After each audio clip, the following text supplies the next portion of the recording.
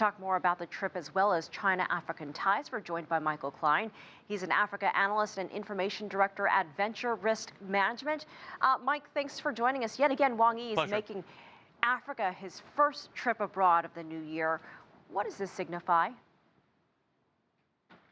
Right, the foreign minister's first annual trip is usually to a developing nation or partner country, and in the past 2 years, it's been to Africa, which has become a more crucial component of the Chinese economy. It first began at the beginning of this century when China was eating up resources beyond its borders and turned to Africa, as superpowers have before, to expand its resource input.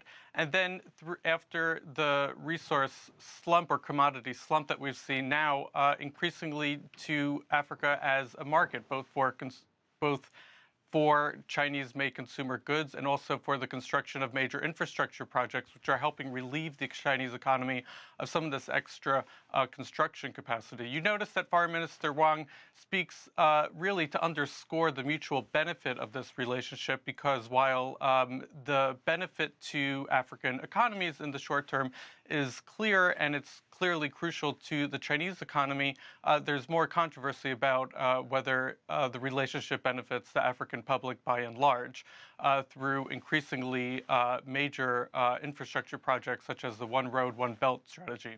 Well, I was moving on to that next. How exactly does Africa fit into this major, massive initiative, the Belt and Road Initiative?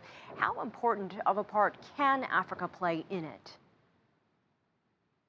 Right, the Belt and Road Initiative follows the model of China's investment in developing countries in recent years, focusing on infrastructure, major infrastructure projects in the realms of transport and energy, but really strings them together in a major, broader scheme that envisions a global, more China-centric economy where all roads, rails, and trading routes, if you will, lead to Beijing.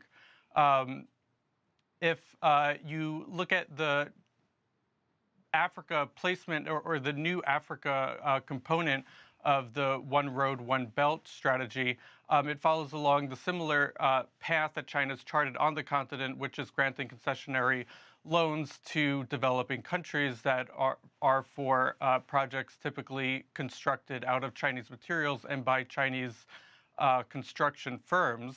In the maritime space off of East Africa, you see it intersecting with not only construction and seaport infrastructure, but also securitizing that relationship through something such as the naval base opening up in Djibouti.